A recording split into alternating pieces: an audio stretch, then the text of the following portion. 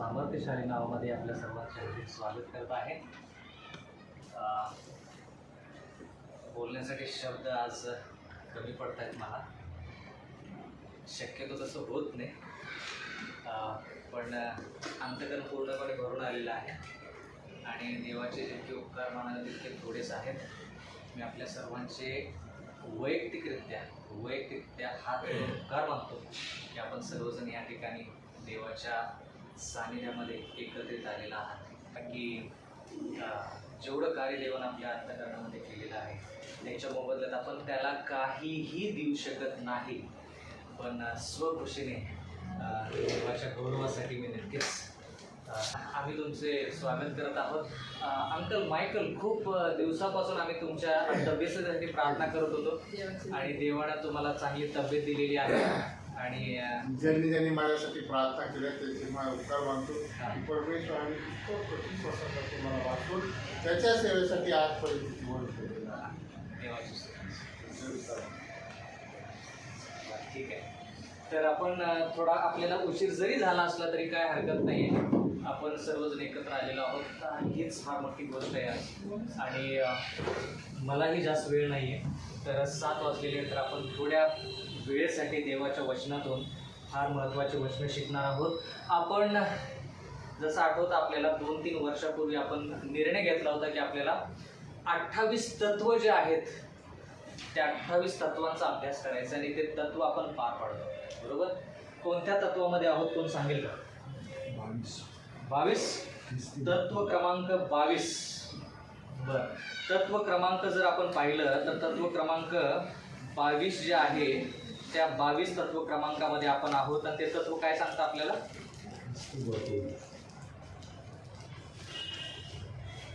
ख्रिस्ती वर्तणूक. त्या ख्रिस्ती वर्तणुकीमध्ये आपण खूप काही गोष्टी शिकलो, नाही का? ख्रिस्ती वर्तणूक म्हणजे आपण जो पोशाख परिधान करतो, आपण जे जेवण जेवतो किंवा आपण जे आरोग्याची काळजी घेतो, त्या सर्व बाबी ज्या आहेत त्या ख्रिस्ती वर्तणुकीमध्ये आपल्याला पाहायला मिळतात. तर पुढे जाण्या अगोदर आपण देवाला विनंती करूया की देवाने आपल्याला सहाय्य मदत करावी. जमेल तितके गुडघे टेकू आणि प्रार्थना.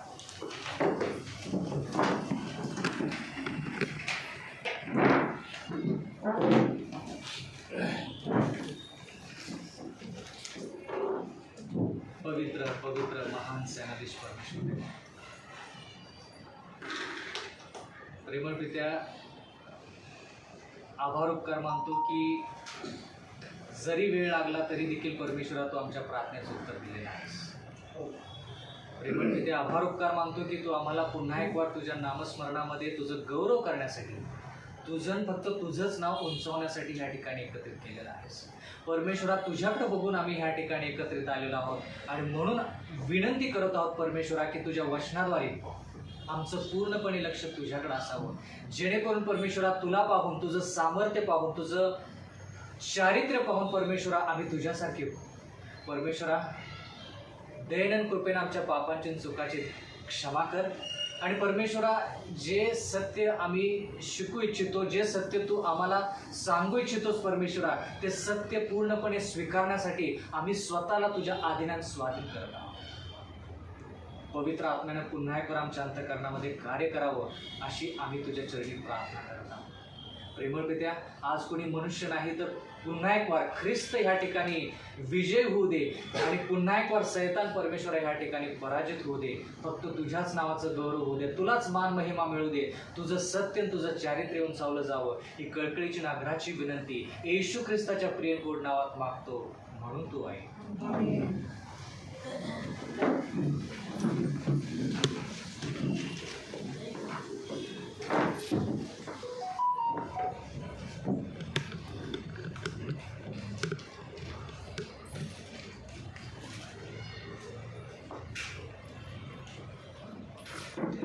तर आपण आरोग्याच्या संदेशाविषयी शिकत होतो आणि पापाच्या अगोदर म्हणजे आदाम आणि हव्वेला ज्यावेळेस देवाने निर्माण केलं त्यावेळेस सर्वोत्तम आहार जो आहे तो आदाम आणि हव्वेने खाल्लेला आहे. आपल्यापैकी कोणीही तो आहार खाल्लेला आहे. त्यावेळेस देखील फळं होती, आज देखील फळं आहेत, पण आजच्या फळांमध्ये आणि त्या काळच्या फळांमध्ये फार फरक आहे. तर जर आपण उत्पत्ती 1:29 पाहिलं तर त्या अनुसार देवाने मनुष्यासाठी निवडलेला आहार कोणता? बागेतील सर्व प्रकारची फळे आणि पालेभाज्या, फळभाज्या, नाही, पापाच्या वगैरे. फळे. आणखी काय? उत्पत्ती 1:29 आपण जाऊया त्या ठिकाणी वाचूया की देवाने आदम आणि हवेसाठी सर्वोत्तम आहार जो आहे तो कोणता निवडला? वनस्पती व सबीज फळ देणारे फळे. फळे. थोडक्यात त्या फळांमध्ये त्याचं बीज पाहिजे असं देवाने आदम आणि हवेला सांगितलं आणि त्या प्रकारची फळं आणि वनस्पती त्या ठिकाणी दिलेली आहेत. आता त्या वनस्पतीमध्ये भाजीपाला येत असेल, जसं सिस्टर म्हणाले तसं येत असेल, मला ते माहीत नाही, पण वनस्पती एवढा शब्द आपल्याला तो कळाला त्या ठिकाणी. बर, जर देवाला वाटलं असतं की बाबा आदम आणि हवेला ताकद पाहिजे, शक्ती पाहिजे, तर मग देवानं काय केलं असतं? तोच आहार दिला असता का वेगळा आहार दिला असता? तोच आहार. कारण की जो आहार आदम आणि हवेला दिला तो आहार सकस आहार आणि तो सर्वोत्तम आहार होता, कारण की त्या गोष्टी पापाच्या अगोदरच्या. बर, त्याच्यानंतर आपण पाहिलं की पापाच्या नंतर आदम आणि हवेला आणखी त्या आहारामध्ये कोणकोणत्या गोष्टी जोडण्यात आल्या? कोणकोणत्या गोष्टी जोडण्यात आल्या पापाच्या नंतर? कारण की आपण सुरुवात कुठे केली? सुरुवात आपण एदन बागेमध्ये करत आहोत आणि एदन बागेपासून आपण आजच्या परिस्थितीकडे येणार आहोत आणि पाहणार आहोत की आज आपल्यासाठी आहार कोणता चांगला आहे. तर सुरुवात आपण एदन बागेपासून केली. त्याच्यानंतर देवाच्या वचनामध्ये काय लिहिले? पापाच्या नंतर म्हणजे उत्पत्ती 3 मध्ये किंवा 3च्या नंतर तुम्हाला त्या ठिकाणी कोणता आहार दिसतो? कष्ट करून पेरणी करून मोठं. काटे कुसळे उडवू लागले. हा, आणखी काय? मांसाहार वचन ह्या ठिकाणी फक्त वचनाचा खेळ आहे बघा. मला सांगा की उत्पत्ती 3 या ठिकाणी तुम्हाला ज्यावेळेस भूमी शापित झाली त्यावेळेस कोणता आहार होता? 3:19 असं सांगतो. बर, 3:19 उत्पत्ती 3:19. तू आपल्या निढळाच्या घामाने भाकर मिळवून खाशील, बर. ती अति पूर्ण हा. मातीला जाऊन मिळशील, कारण तिच्यातून तुझी उत्पत्ती आहे. तू माती आहेस आणि मातीला परत जाऊन मिळशील. बर, त्याच्या मध्येच किंवा त्याच्या अगोदर किंवा त्याच्यामध्ये जर आपण 18 वचन वाचलं तर ते 18 वचन काय लिहिलंय? काटे आणि कुसळे आणि दुसरं काय शब्द वापरलाय? शेतातील पीक. म्हणजे पापाच्या नंतर वनस्पती, फळे आणि शेतातील पीक. आता ते शेतातील पीक म्हणजे भरपूर काय पीक आहे. त्या सर्व गोष्टी ज्या आहेत त्या सर्व गोष्टी पापाच्या नंतर देखील आदम आणि हवेसाठी सर्वोत्तम आहे. त्या ठिकाणी मांसाहाराचा उल्लेख देवाने केलेला नाही. मग मांसाहार खायला सुरुवात कोणी केली? देवानं सुरुवात सांगितली की बाबा तुम्ही मांसाहार खा का? मनुष्याने. नोहाच्या नंतर, कारण वनस्पती नव्हत्या जलप्रलयानंतर. त्याच्या अगोदर मांसाहार लोकांनी केला का? जलाशयाच्या अगोदर. म्हणून म्हटलं की सखोल अभ्यास केल्याशिवाय आपल्याला तो जो वळण जे आहे की बाबा देवानं सांगितलं मांसाहार खा का लोकांनी सुरुवात केली मांसाहार खायला आणि मग देवानं सांगितलं की आता तुम्ही मांसाहार खातच आहात, तर मी तुम्हाला सांगतो की कोणता मांसाहार तुम्हाला खायचा आहे. कळालं का? म्हणून काय करायचं, टप्प्याटप्प्याने शिकल्यानंतर आपल्याला बदल कुठे घडून आलेला आहे ते आपल्याला कळेल. देवाची इच्छा होती की मांसाहार जो आहे तो मांसाहार लोकांनी खाऊ नये. कसं आहे, ज्यावेळेस आपण पाप करतो किंवा आपण पापामध्ये असतो त्यावेळेस आपण काय करतो हे आपल्या लक्षात येत नाही आणि त्यावेळेस जी सवय आपल्याला लागते ना पापात पडल्यानंतर, ती सवयीतून बाहेर येण्यासाठी आपल्याला वेळ लागतो. आणि म्हणून देव काय करतो, आपल्या कलाने, आपल्या काय म्हणतात, आपल्या गतीनं आपल्याला बदलण्याचा प्रयत्न करतो. आणि जर तुम्ही एलन जी व्हाईटची पुस्तकं वाचली, आपण एलन जी व्हाईट विषयी शिकलो की ती खरी संदेष्ट्री आहे म्हणून, बरं का, तर तिची जर पुस्तकं तुम्ही वाचली तर तुम्हाला कळेल की ज्या वेळेस जलाशय आला, पापाच्या नंतरच्या गोष्टी आहेत, ज्या वेळेस जलाशय आला तो जलाशय, त्या जलाशयानं ह्या पृथ्वीवरील सर्व काही जे आहे ते नष्ट केलं. मग त्या जलाशयातून बाहेर येणारे किती लोक होते? 8 लोक होते. त्या 8 लोकांकडे उपजीविकेसाठी, जेवण खाण्यासाठी त्यांच्याकडे काय होतं? सर्व गोष्टी नष्ट झाल्या होत्या. तर त्यांना तर जर जिवंत राहायचं तर त्यांनी काय खायचं? ते मांस कुठून येईल? त्यांनी त्याची शेराड मेंढर होती त्या शिप. ज्या वेळेस जलाशय येणार होता त्यावेळेसच देवाने त्यांना सांगितलं की बाबा तुम्ही काय करा, जोडी जोडी प्राणी जे आहेत ते काय करा, तारवात घेऊन जा. बरोबर. शुद्ध आणि अशुद्ध हे जे विभाजन आहे ते विभाजन कुठं झालं? लेवीच्या पुस्तकामध्ये का कुठल्या पुस्तकामध्ये? उत्पत्ती याचा 6वा.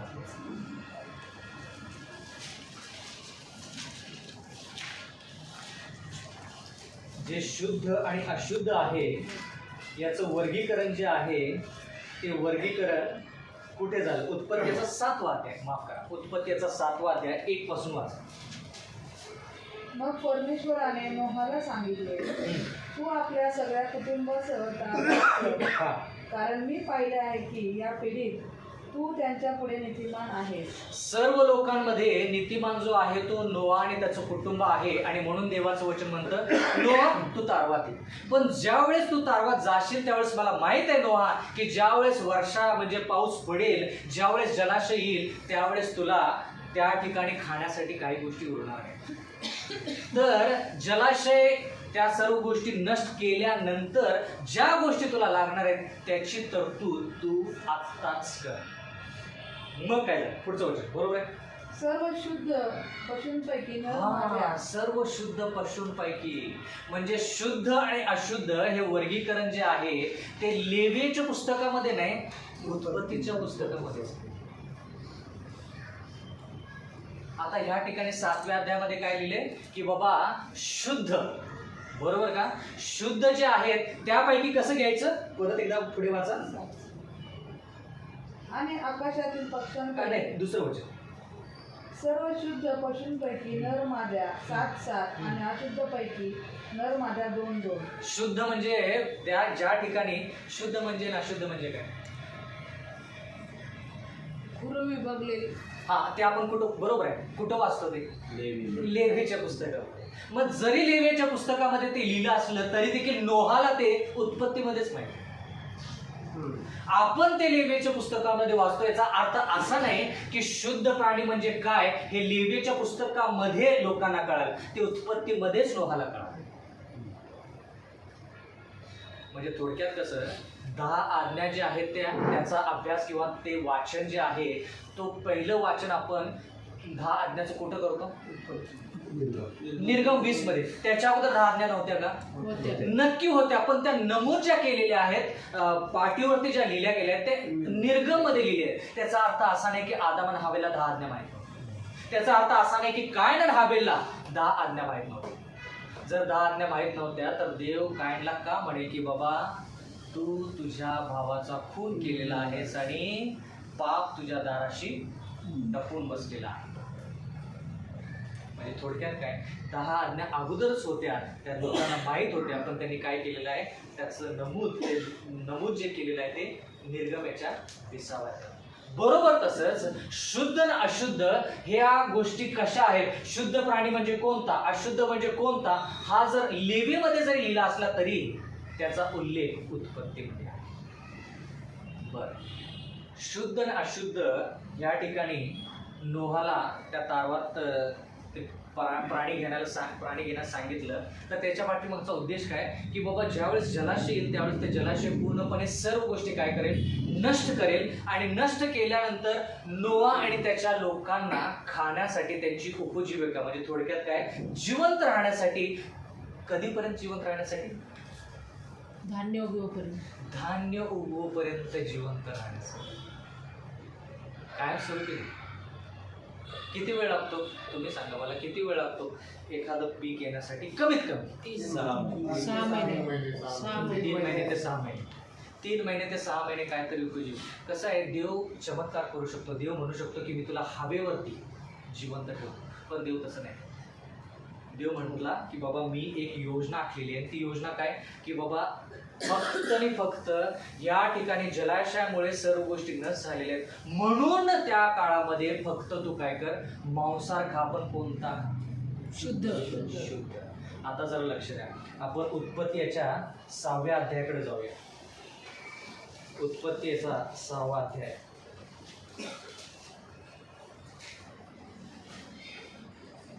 उत्पत्तीचा 9वा अध्याय, माफ करा, 9वा अध्याय 3रं वचन. सर्व संचार करणारे प्राणी सर्व संचार करणारे प्राणी म्हणजे सर्व फिरणारे प्राणी जे आहेत, बर, तुमचे अन्न होतील. ते तुमचे अन्न होतील. आता मग याचा अर्थ काय? सर्व संचार म्हणजे सर्व फिरणारे प्राणी म्हणजे शुद्ध अशुद्ध सगळे आले का? इथे लिहिलंय ना, सर्व प्राणी संचार करणार. कसं समजून घ्यायचं?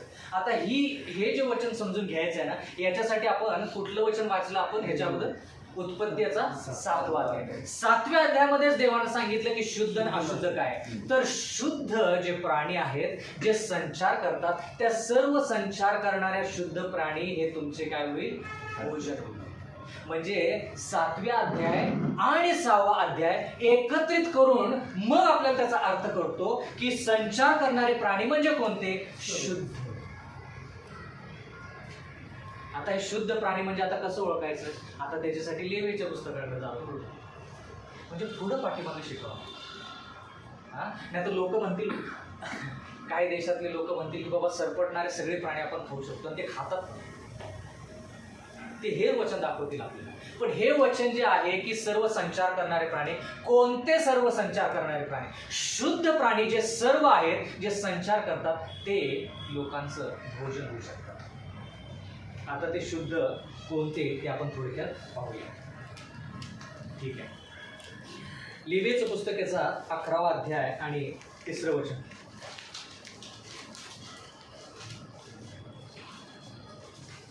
लेवी 11:3.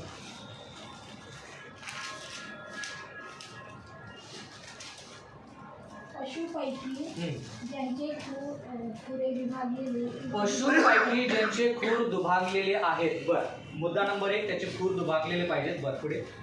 व जे रवंत करतात जे रवंत करतात. बर, ठीक आहे. आणि ते सर्व तुम्ही खावे. ते सर्व तुम्ही खावे, कारण की ते काय आहेत? उत्पत्तीप्रमाणे ते काय आहेत? शुद्ध. बरोबर का? तर कोणी जर तुम्हाला मला प्रश्न विचारला की जुन्या करारामध्ये देवाने मांसाहार खायला सांगितला, तर त्या कोणत्या परिस्थितीमध्ये खायला सांगितलं? ज्या ठिकाणी नोहाला बाकीचं काहीही भोजन नव्हतं, त्या काळामध्ये देवाने मांसाहार लोकांना. पण देवाची इच्छा होती का की लोकांनी मांसाहार खावा? कदापि. बरोबर. आता मुद्दा नंबर 2 या ठिकाणी असा आहे की ज्यावेळेस लेवीचं पुस्तक आपण वाचतो, तर त्या ठिकाणी शुद्ध प्राणी जे आहेत ते देवाने खायला सांगितले. किंवा उत्पत्तीमध्ये जलाशयाच्या नंतर ज्यावेळेस लोकांनी मांसाहार खाल्ला, त्यावेळेस त्यांची परिस्थिती काय झाली? जलाशयाच्या अगोदर लोकांचे जे आयुष्यमान म्हणतो का आपण? काय म्हणतात त्याला? Life expectancy. बरोबर आहे का शब्द? आयुष्यमान. बरोबर आहे. तर त्यांचं जे वय जे आहे ते किती असायचं? म्हणजे ते काय वयामध्ये मरण पावायचे? 900 जलाशयाच्या अगोदर 900 वर्ष, 700 वर्ष. आता जरा लक्ष द्या. देवानं जरी मांसाहार खायला दिला असेल, तर त्या ठिकाणी लोकांचाच फायदा. कसा? 900 वर्ष, 800 वर्ष, 700 वर्ष, 600 वर्ष लोक जिवंत राहायचे. त्या 600 वर्षामध्ये लोक किती पाप करत असतात?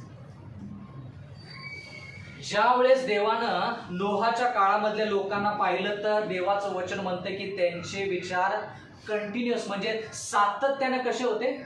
दुष्टच होते. एक वचन वाचूया. उत्पत्ती याचा 6वा अध्याय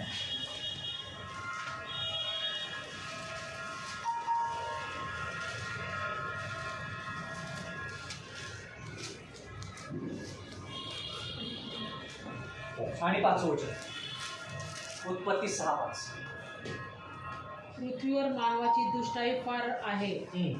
त्यांच्या मनातील येणाऱ्या विचारांच्या सर्व कल्पना केवळ एकसारख्या वाईट असतात. केवळ एक सारख्या वाईट, म्हणजे एक पाप केलं लगेच दुसरे विचार पापाचे, लगेच तिसरा विचार पापाचा, लगेच चौथा विचार पापाचा. मग देवानं निर्णय घेतला की बाबा यांची मी आध्यात्मिक आयुष्य जे आहे त्याच्याकडे जास्त लक्ष देऊ का यांच्या शारीरिक जीवनाकडे जास्त लक्ष देऊ. जर तुम्ही देवाच्या जागी असाल तर तुम्ही कोणता निर्णय घ्याल किंवा तुम्ही कोणत्या गोष्टीला जास्त प्राधान्य द्याल, शारीरिक गोष्टीला का आध्यात्मिक गोष्टीला? आध्यात्मिक गोष्टी. का? कारण ते सार्वकालिक. बरं, ठीक आहे. दुसरं काय उत्तर आहे का? त्याच्यावर त्यांचं शारीरिक असणार आहे. त्यांचं आध्यात्मिक जे काही देवाने आध्यात्मिक त्यांना सुधारण्याचा प्रयत्न केला की ते बरोबर. बरं, हा, म्हणजे आध्यात्मिक जर देवानं त्यांची आध्यात्मिक बाजू जर व्यवस्थित केली तर त्यांना शारीरिक गोष्टी पण कोणत्या आहेत, चांगल्या काय आहेत ते कळतील. बरं, आणखी काय? बरोबर उत्तर आहे. देवाला दोन्हीपैकी एकच निवडायचं. हा महत्व आहे, हा मुद्दा या ठिकाणी की देवाला दोन्हीपैकी एकच देव निवडू शकतो, दोन्ही निवडू शकत नाही. जर या लोकांना जास्त दिवस जिवंत ठेवलं तर हे पापच करत राहतील. देवाचं वचन काय म्हणतं की सातत्यानं ते पाप करत. नोहाच्या काळामध्ये जसं होतं तसंच येशू ख्रिस्ताच्या येण्याच्या अगोदर असेल. आज लोक सातत्यानं वाईट विचार करतात का? आणि आज जसं आपण विचार करतो ना सातत्यानं वाईट, त्याच्यापेक्षा वाईट परिस्थिती कधी होती? जलाशयाच्या. सोनं नाणं असं रस्त्यावरती पडलेलं असायचं, कोणी हात लावत. लोक इतके हुशार होते त्यावेळेस की काय विचारूच नका. आणि ते लोक स्वतःवरती अवलंबून होते. म्हणून देव म्हणाला की बाबा आध्यात्मिक पातळी जी आहे यांची ही खालवलेली आहे, आध्यात्मिकरित्या मी ह्यांना काय करतो, संरक्षण देतो. यांचं शारीरिक आयुष्य जे आहे किंवा यांचं शरीर जे आहे ते जरी नष्ट झालं तर मी त्यांना परत पुनरुत्थान देऊ शकतो. पण आध्यात्मिकरित्या जर हे कायमस्वरूपी मरून गेले तर मी त्यांना परत जिवंत करू शकतो. कळालं का? मांसाहार म्हणजे साधी गोष्ट आहे, त्याच्या पाठीमागं फार मोठी योजना आहे देवाची. देवानं त्यांना मांसाहार याच्यासाठी दिला जेणेकरून मांसाहार खाल्ल्याने माणसाचं वय जे आहे ते कमी होतं, आयुष्य जे आहे ते कमी होतं. देवानं असा चमत्कार नाही केला की बाबा जलाशयाच्या अगोदर 900 वर्ष तुम्ही जगाल, अचानक जलाशयाच्या नंतर तुम्ही 120 वर्ष किंवा 150 वर्ष, त्याच्यापेक्षा जास्त. असा चमत्कार नाही झाला. ते मांसाहार खात होते म्हणून ते 900 वर्ष जे माणसं जगत होते ते आता 120 वर्ष. आता लोक म्हणतील अरे देवानं मांसाहार लोकांना मारण्यासाठी दिला. मी एका व्यक्तीसंग ते बोलत होतो, मी म्हटलं की देवाला निवडावं लागलं की बाबा यांचं आध्यात्मिक पातळी काय करू, यांच्या आध्यात्मिक बाब मी संरक्षण देऊ का शारीरिक. पण तो माणूस म्हटला की देवाने यांचा नाश केला म्हणजे मांसाहार याच्यासाठी दिला की ते लोक मरावेत. नाही, देवानं त्यांचं आयुष्य फक्त कमी केलं जेणेकरून ते आध्यात्मिकरित्या सार्वकालिकरित्या सुरक्षित. 60 वर्षाच्या, 70 वर्षाच्या, 80 वर्षाच्या वयोमर्यादा जर असेल भारतामध्ये, त्या वयामध्ये मनुष्य किती पाप करतो, कोट्यावधी पाप करतो. 900 वर्षाचा विचार करा.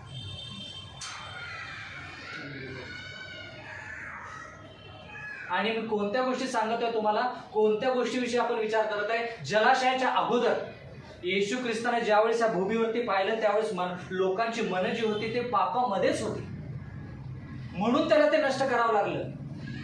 त्याच्या अगोदर लोक पाप करत नव्हते का? करत होते. आदम आणि हव्वेच्या नंतर पाप सुरू झालेलं आहे.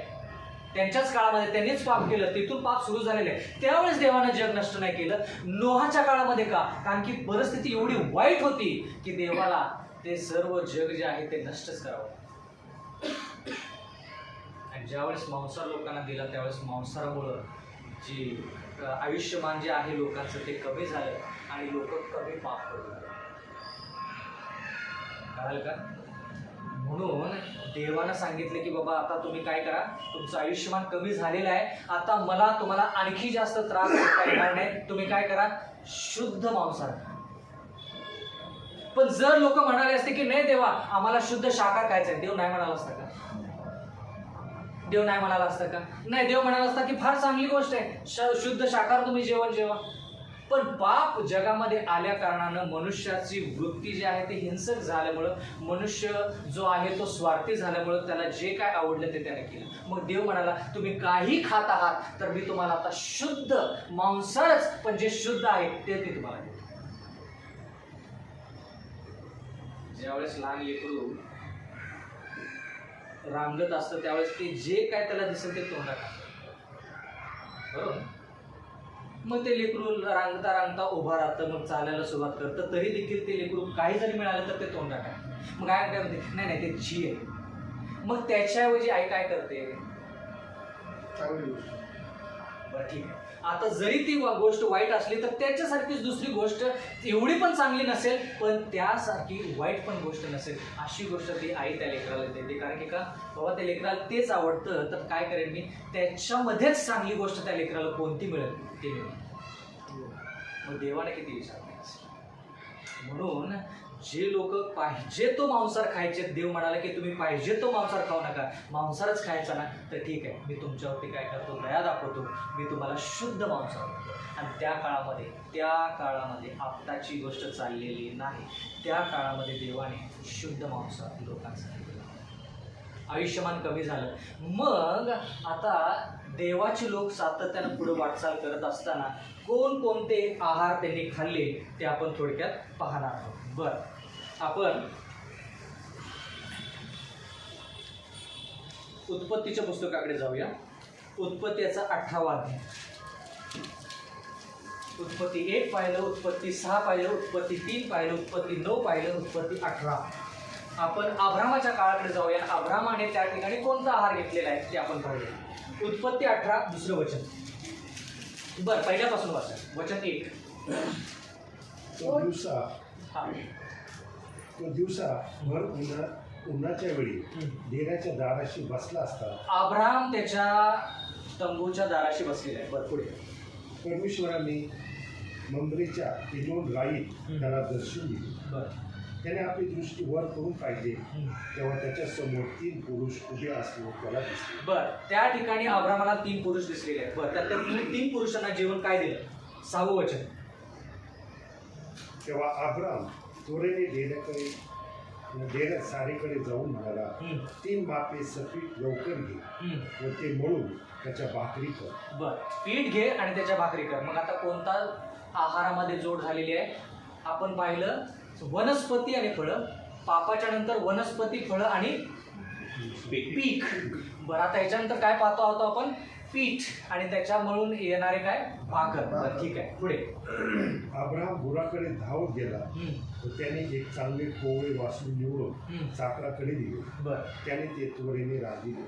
बरं, थोडक्यात काय त्या ठिकाणी मांसाहार आहे. बरं, आणखी काय? 8वं वचन. नंतर अब्रामने दही, दूध व ते रांधलेले वासरू व रांजलेले वासरू म्हणजे दूध, दही या गोष्टी देखील त्या ठिकाणी आहारामध्ये जुन्या काळातल्या लोकांच्या आलेल्या आहेत. म्हणजे आपण पाहत आहोत की एका पाठीमागे एक जो आहार आहे त्या आहारामध्ये बदल किंवा आहारामध्ये जोड जो आहे तो कसा होत आहे, बरोबर का? कारण की आज जर तुम्ही पाहिलं लोकांना तर लोक वनस्पती खात आहेत, लोक फळं खात आहेत, लोक पिकं खात आहेत, लोक दूध पित आहेत, लोक दही आहे का? दही आहे त्या ठिकाणी, मांसाहार खात. तर सुरुवात कुठं, हे आलं कुठं हे आपल्याला माहिती आहे. ज्यावेळेस आपण मूळ शोधून काढतो ना त्यावेळेस आपल्याला कळतं की काय परिस्थितीमध्ये देवानं त्या सर्व गोष्टी लोकांना. बरं, ठीक आहे, पुढे आपण आता अब्रामाच्या गोष्टीकडून आपण निर्गमकडे जाऊया. निर्गमच्या पुस्तकाकडे जाऊया. आता लोक जे आहेत ते मिसर देशातून बाहेर पडलेले आहेत, बरोबर का? अब्रामानंतर कोण आलं? अब्रामांचा इसाक नंतर याकोब नंतर त्याचे 12 वंश कुठे गेले? मिसर देशामध्ये गेले. ते मोठे झाले म्हणजे त्यांची संख्या वाढली. मग देवाने त्यांना मिसर देशातून बाहेर आणलं. मग मिसर देशातून बाहेर आणल्यानंतर ते कुठे गेले? अरण्य किंवा रानामध्ये गेले, बरोबर. त्या अरण्यामध्ये त्यांनी काय जेवण जेवलं ते आपण पाहू. बरं, ठीक आहे, बरोबर. आपण पुढे जाऊया. निर्गम याचा 16वा अध्याय आणि 35वा वचन.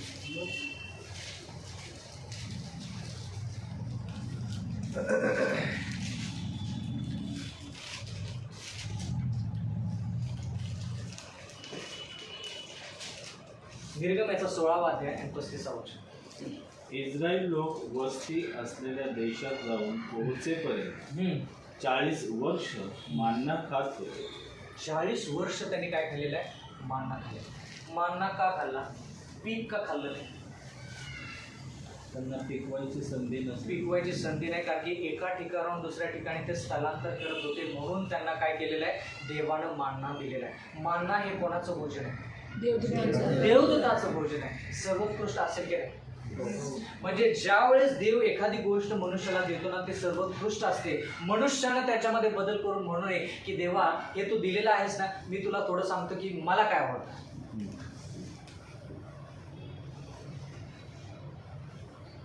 40 वर्ष त्या लोकांनी मान्ना खाल्ला. 40 वर्ष त्यांचे कपडे, देवाचं वचन म्हणतं की 40 वर्ष त्यांचे कपडे फाटले नाहीत किंवा मळीत नाही. 40 वर्ष त्यांचे जे वाहने होते जे त्यांनी पायामध्ये घातले ते कधी नष्ट झाले नाही. म्हणजे देवानं फक्त त्यांचं शरीरच नाही तर त्यांच्या संख्या असलेल्या वस्तूंची देखील काळजी घेतली. मग जर देव त्यांच्या संगती असलेल्या वस्तूंची काळजी ती घेतो, शरीराची का नाही? आणि म्हणून देवाने त्या ठिकाणी मान्ना फक्त याच्यासाठी नाही दिला की बाबा ते पीक पिकू शकत नव्हते. कशासाठी आणखी तो मान्ना देण्यात आला? आणखी काय कारण होतं मान्ना देण्यासाठी? मिसर देशामध्ये ते काय खायचे? मांसाहार खायचे, बरोबर का? आणि ज्यावेळेस त्यांना अरण्यामध्ये रानामध्ये मांसाहार मिळाला नाही त्यावेळेस त्यांनी कुरकुर करायला सुरुवात केली. मिसर देशामध्येच होत होते, बरोबर.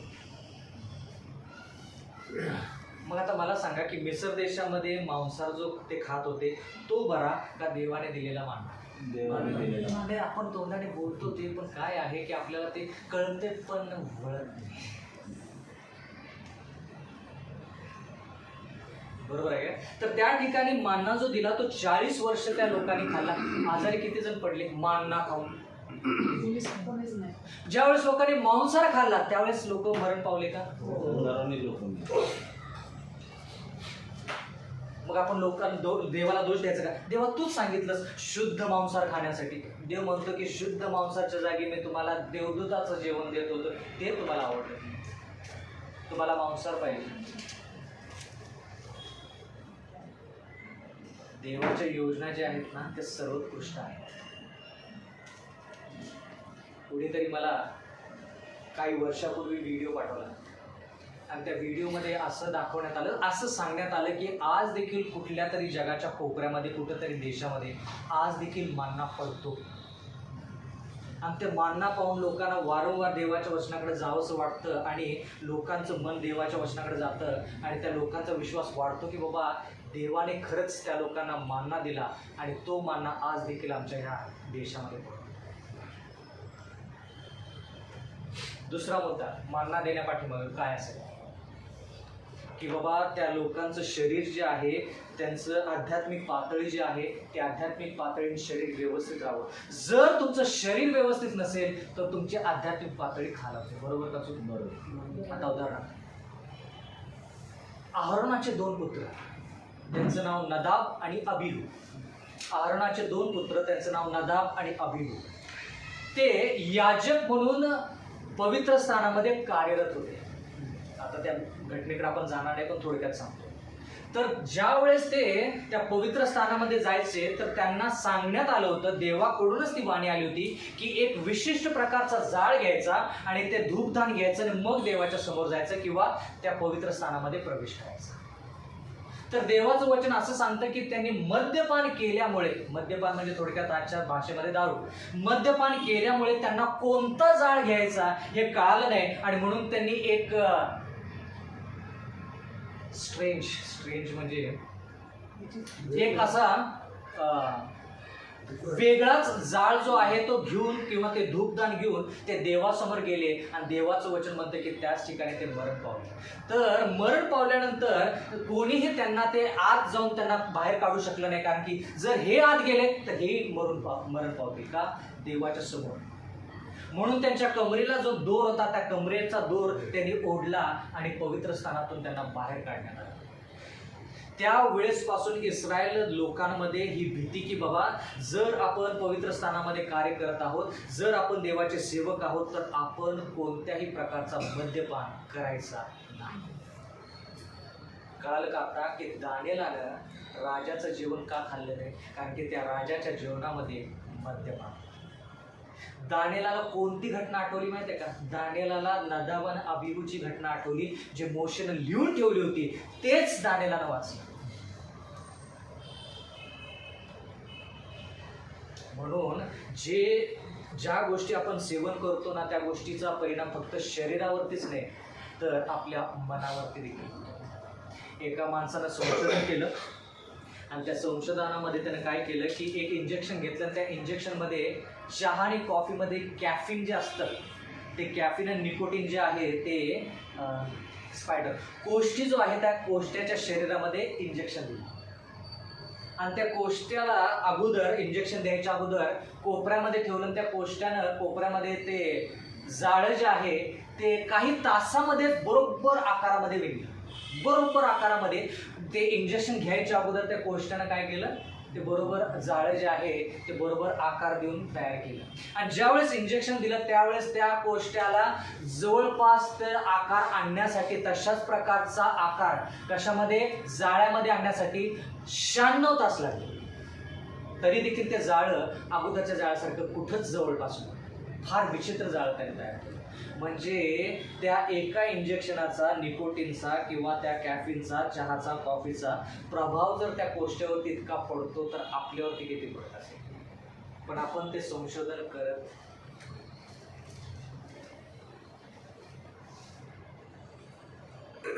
त्यावेळेस एखाद्या व्यक्तीचा मृत्यू होतो, त्याला मंदिरामध्ये घेऊन येतात किंवा चर्चमध्ये घेऊन येतात किंवा घरी घेऊन जातात. कसा मरण पावला? Heart attack. अंत्यविधी पार पाडली जाते, पण त्या अंत्यविधी पार पाडत असताना कोणीही विचार करत नाही किंवा कोणालाही प्रश्न पडत नाही की बाबा हा हार्ट अटॅक जो आहे तो कशाने. बहुतांश वेळेस कारण असं असतं की त्या व्यक्तीनं त्याच्या शरीराची काळजी किंवा जो आहार, सकस आहार जो देवाने निवडलेला आहे तो घेतला नाही, म्हणून त्या व्यक्तीला तशा प्रकारचा त्रास. असं आपण कधी जोडून पाहतो. त्यावेळेस आपण इतके भावूक असतो की आपल्याला वाटतं कसा जो आहे तो तसा आहे, तो व्यक्ती कसा का असना, देव त्याच्यासाठी. देवाचं वचनामध्ये जर आपण पाहिलं तर आपल्याला कळेल की जे लोक आज आपल्यामध्ये जिवंत पाहिजेत, जर त्याने त्यांच्या शरीराचा आणि व्यवस्थित आहार घेतला असता तर आज ते आपल्यामध्ये जिवंत असते, पण ते आज आपल्यामध्ये. म्हणून जसं शरीर आपलं आहे ना तसे आपले विचार देखील आहेत. मी एक ठिकाणी प्रचार करायला गेलो होतो, week of prayer, North East Adventist university, म्हणजे आपली ॲडव्हेंटिस्ट युनिव्हर्सिटी आहे मेघालयाला. त्या ठिकाणी प्रचार करायला गेलो असताना त्या ठिकाणी प्रचार केला. पहिला संदेश झाला, एक आठवड्याचा संदेश होते, 7 ते 8 संदेश होते, 16 संदेश होते. त्यातला पहिला संदेश ते दुसरा संदेश झाला. आणि मग मी व्यासपीठावरून खाली आल्यानंतर मी असंच उभा राहिलो होतो, तर त्या ठिकाणी एक महिला आली आणि ती महिला एकच वाक्य मला बोलली. त्या वाक्यावरून मला कळालं की लोक काही काही वेळेस मंदिरामध्ये काय करतात. ती मला म्हणाली की तुम्ही जर शरीराने जड असता, तुम्ही जर शरीराने काय म्हणतात, जाड असता, थँक्यू, जाड असता तर मी तुमचा संदेश ऐकला नसता.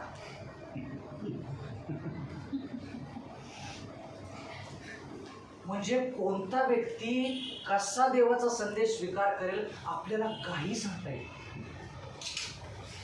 मी म्हटलं देवाचे उपकार मानतो की देवानं आरोग्याचे संदेश दिले, म्हणून मी काय जे वर्ष आहेत माझे त्या वर्षासारखा मी दिसत नाही, त्या वयासारखा मी दिसत नाही, मी फार तरुण दिसतो. देवाची स्तुती असो. आणि सातत्याने प्रत्येक दिवशी सकाळ संध्याकाळ ती महिला येऊन त्या देवाच्या संदेशाकडे ती ऐकायची. म्हणजे त्याचा अर्थ असा की जो कोणी जाड होता आणि काय होता तो ज्यावेळेस व्यासपीठावरती जायचा, बहुतेक तिला वाटायचं की हा जो बोलतो ते करत नाही, याचं काय ऐकायचं. म्हणून म्हटलं ना की शरीर फिट पाहिजे. आज जर तुम्ही माझं ब्लड शुगर चेक केलं, माझं कोलेस्ट्रॉल चेक केलं, कोणतीही बाब चेक करा, नॉर्मल.